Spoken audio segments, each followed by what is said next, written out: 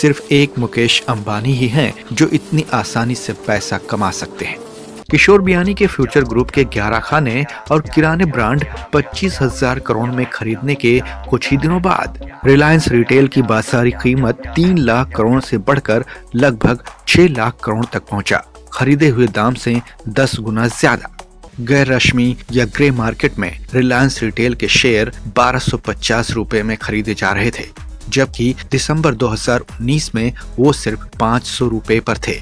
1,62,936 करोड़ की कुल फरोख्त के साथ रिलायंस रिटेल पहले ही इलेक्ट्रॉनिक्स, FMCG और कपड़ों के बाजारों में सबसे आगे है, लेकिन मुस्तकबिल में 30,000 करोड़ की फरोख्त शामिल करके वो 1,93,000 करोड़ की ऊंचाई तक बढ़ जाएगी। हिंदुस्तान में दर्ज तमाम रिटेलर के मुकाबले में बहुत ज्यादा।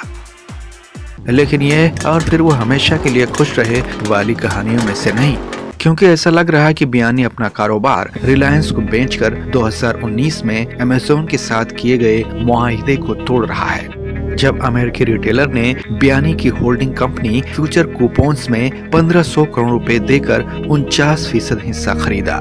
फ्यूचर कूपन्स में 10% हिस्सा रखता है। फ्यूचर रिटेल में लिहाजा 49% होल्डिंग के साथ अमेज़न रिलायंस को फरोख्त की जाने वाली कंपनी में तकरीबन 5% का मालिक है।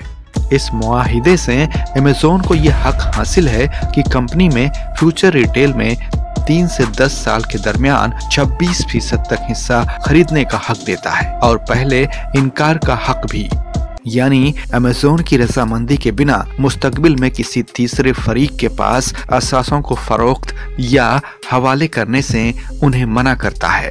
जरिए के मुताबिक रिलायंस का नाम खास बताया गया था, बशमोल 15 दूसरी कंपनियों के, जिनको वो खुसूसी तौर पर फरोख्त नहीं कर सकते।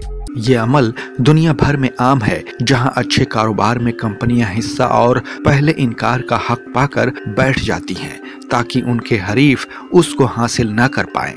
भारत में अमेज़न ने शॉपर स्टॉप और मोर रिटेल में इसी तरह के दांव खेले हैं ताकि हरीफ को आगे न रखा जा सके। आमतौर पर पहले इनकार का हक या राइट ऑफ फर्स्ट रिफ्यूजल के तहत और मौजूदा शेयर होल्डर होने के नाते अगर अमेज़न बियानी को उतना देने के लिए तैयार है जितना उन्हें रिलायंस से हासिल हो रहा है, यानी तकरीबन 25,000 करोड़, तब बियानी को सिर्फ अमेज़न को ही फरोख्त करना पड़ेगा। अपने हकूक को नाफिज करने के लिए अमेज़न ने फ्यूचर कूपन्स को सिंगापुर इंटरनेशनल आर्बिट्रेशन सेंटर में घसीटा और सौदे को मंसूख करने का मुतालबा किया। दुनिया के सबसे अमीर आदमी अमेज़न के जेफ बेजोस और एशिया के सबसे अमीर तरीन शख्स मुकेश अंबानी के दरमियान जंग हमारे अपने मुल्क में होने जा रहा है। एक महदूद धारा की मौजूदगी को जानते हुए रिलायंस के साथ किया गया अगस्त 2020 का मुआहिदा इस अंदाज में किया गया कि वो उन रुकावटों से बच के रहें। बियानी ने अपनी 19 कंपनियों को, जिसमें उसकी 5 दर्ज कंपनियां भी थीं, एक साथ जमा करके फ्यूचर इंटरप्राइजेज में जम कर दिया। वो कंपनी जो अपने ग्रुप के लिए गोदाम, मुकद्दमी, ट्रैकिंग और डिलीवरी का काम कर रही थी। फिर उस कंपनी में जमशुदा तमाम रिटेल कारोबार की असासे को नकद कीमत 24,713 करोड़ में रिलायंस को फरोख्त कर दी गई। फरोख्त तमाम खुदरा कारोबारियों को कंपनी से उतरती है, लेकिन कोई हिस्सा माहिया नहीं करती और अमेज़न को एक ऐसी कंपनी छोड़ जाती है जो सिर्फ खाना और फैशन तैयार करती है, NTC मिल्स के साथ कपड़ा बनाती है और जनराली के साथ एक बीमा बेचती है। ऐसा अफ़ाल जिसमें अमेज़न कोई दिलचस्पी नहीं रखता। ये फरोख्त ना ही अमेज़न को रिलायंस रिटेल का शेयर होल्डर बनने से रोकता है, बल्कि रिलायंस फ्यूचर इंटरप्राइजेज फेल में 1,600 करोड़ डालने से रिलायंस खुद 13% का हिस्सेदार बनता है अमेज़न से वाबस्ता। तमाम ऐसा नहीं था कि अमेज़न को यह मालूम ही नहीं था कि बियानी बहुत से लोगों का दरवाजा खटखटा रहा था। फ्यूचर ग्रुप पहले अपने मौजूदा साथी से मिलने गया। इस वबा ने कारोबार को तबाह कर दिया है। 13,000 करोड़ के कर्ज का सूद मैं कहां से लाऊं? लेकिन कई बार बातचीत करने के बाद भी अमेज़न ना तो हाँ ना तो ना बोला। 1987 में कायम किया गया मेंस वियर, जो बाद में पेंटालून बन गया, किशोर बियानी हिंदुस्तान में जदीद रिटेलिंग के माहिर, पिछले 2 दहाइयों में सस्ते दामों के कपड़े फरोख्त करके एक बड़ा कारोबारी सल्तनत तामीर किया। उनकी हिकमत अमली एकदम आसान थी। फ्यूचर उन कस्ट्यूम एक्सपोर्टरों से खरीदते थे जो बैनुल अक़वामी ब्रांड जैसे गैप, ओल्ड नेवी वगैरह के लिए कपड़े तैयार करते थे। हिंदुस्तान में कपड़ों का सबसे बड़ा खरीदार होने के नाते वो मुनासिब कीमतों और तवील उधारी पर सौदे हासिल करते थे। मैं 60 लाख मीटर कपड़ा खरीदूंगा, लेकिन समझो ये पैसा 4 महीने बाद ही दूंगा, बोलो कबूल है। फिर वो पैसे देने में जितना और वक्त लगा सकते थे वो खींचते थे। सार्फिन खुश थे क्योंकि बियानी उन्हें 1299 रुपए में बैनुल अक़वामी मयार की चीनो और कार्गो ट्राउजर दिए, जो अमेरिका में 50 से $70 यानी कि 3000 तक के होते थे। तमाम उनकी फरोख्त नकदी या कार्ड पर यानी फौरी थी। ऐसा समझ लो कि वो अपना कारोबार आपके और हमारे पैसों पर करते थे, जिन पैसों से एक के बाद एक स्टोर खोलते रहे, जिनमें से 50% खरीदारी की गई ताकि आने वाले वक्त में किराए की बचत हो और अपने कारोबार को बढ़ा सके। इससे ज्यादा और अक्लमंदी की बात क्या हो सकती है, मानना पड़ेगा। पैसे कम पड़े तो शेयर गिरवी रखकर 12,000 करोड़ का कर्ज लिया। जब अमेज़न के साथ सौदा हुआ और मईशत बढ़ रही थी, तब शेयर की कीमत 400 रुपए थी। कोई दिक्कत की बात नहीं, लेकिन दाम जब नीचे गिरने लगा और 100 रुपए से भी कम हुआ, तब उन्हें कर्जदारों की हिफाजत के लिए शेयर गिरवी रखने पड़े। सन 2020 के वसत तक पानी अपनी गर्दन तक आ पहुंचा, जब कर्ज अपनी सभी फहरिस्त में शामिल तमाम कंपनियों के मार्केट वैल्यू से ज्यादा बन गया, जो 1 साल के अंदर 74% गिर गया। फ्यूचर लाइफस्टाइल में बियानी और उनके अहल खानदान ने भी तकरीबन 46% हिस्सेदारी और फ्यूचर रिटेल में 42% हिस्सेदारी का 30% से ज्यादा गिरवी था। कोविड उसके कर्ज में डूबे हुए सल्तनत के ताबूत का आखिरी खीला बना, जब लॉकडाउन में बियानी ने 7,000 करोड़ रुपए का महसूल खो दिया। बचने का और कोई रास्ता नहीं था। मसला यह है कि किराया नहीं रुकता और सूद बंद नहीं होता।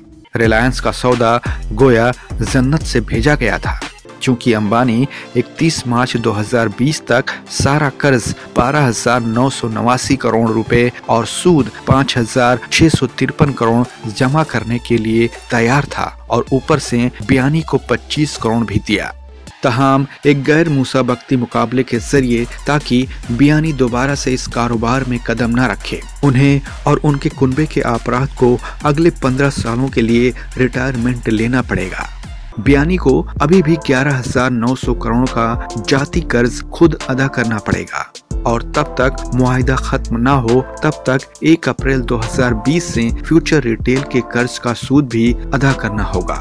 फ्यूचर रिल सौदा बैंकों को $3.2 बिलियन के नुकसान से बचाता है, जिन्हें अपनी पूरी रकम वसूलने की उम्मीद है, लेकिन मुकदमेबाजी उन्हें परेशान कर रही है, और जिनमें से कुछ ने कर्ज को SMA1 या SMA2 समझ लिया है, जो NPA से महज 1 कदम पहले है। NPA गैर कारकर्दगी बख्श, जिसका मतलब है जिसका कर्ज 90 दिनों की ताखीर के बाद भी अदा नहीं किया गया, जो अब मुस्तकबिल की कीमतों को खत्म कर सकता है और मुमकिन तौर पर रिलायंस के साथ मुआहिदे को खतरे में डाल सकता है। तनाव ब्रांड होल्डरों तक आ पहुंचा है, जो 2025 में अहल फ्यूचर रिटेल का 5.6% ओवरसीज ब्रांड सीरीज 15 नवंबर से 50% अदा कर रहा था, जब 31 अगस्त के 7.08% के मुकाबले में रिलायंस के साथ मुआहिदे का ऐलान किया गया था, जिससे ये पता चलता है कि सरमायाकार इस मसले से परेशान है। अदायगी जितनी ज्यादा होगी, कर्ज का खतरा उतना ही ज्यादा होगा।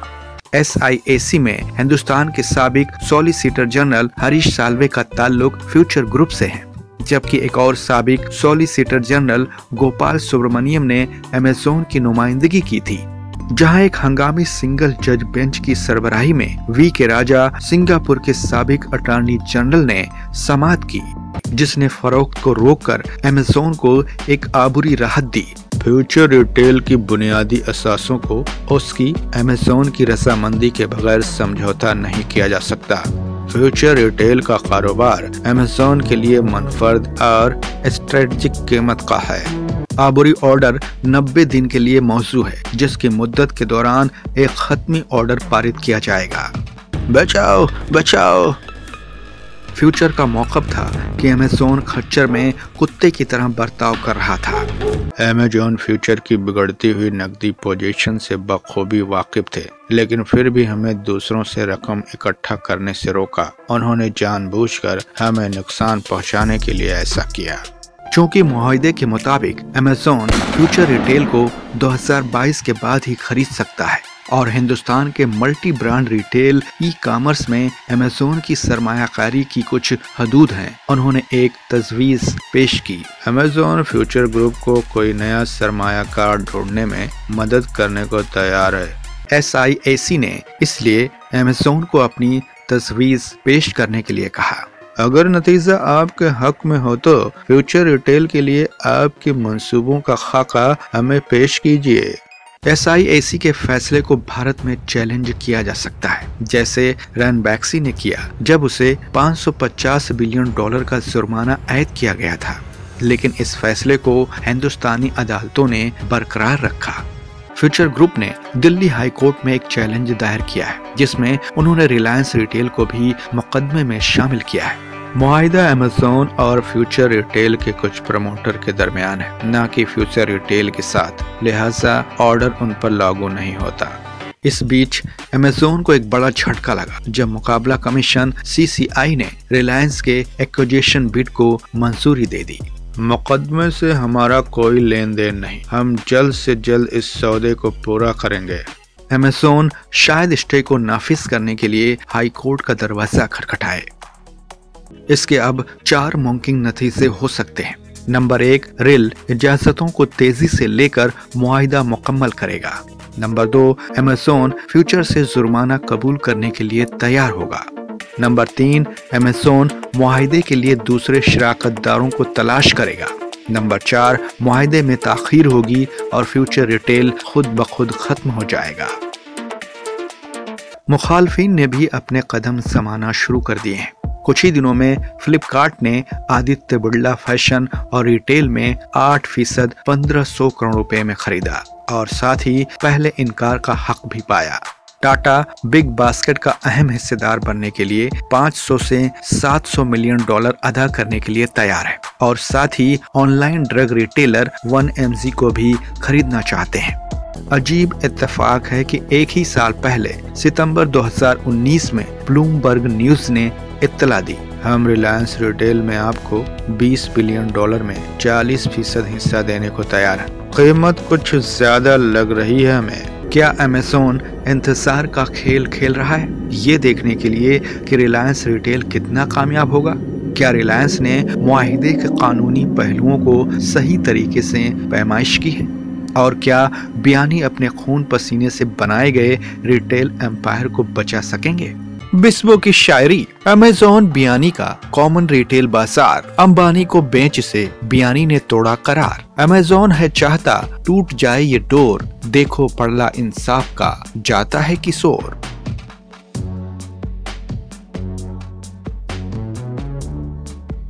अगर आपको हमारी कहानी पसंद आई तो सब्सक्राइब करें बिस्बो चैनल को और साइड के बेल आइकन को क्लिक करना मत भूलिए ताकि आपको मिल सके हमारे ताज़ा तरीन वीडियो सबसे पहले।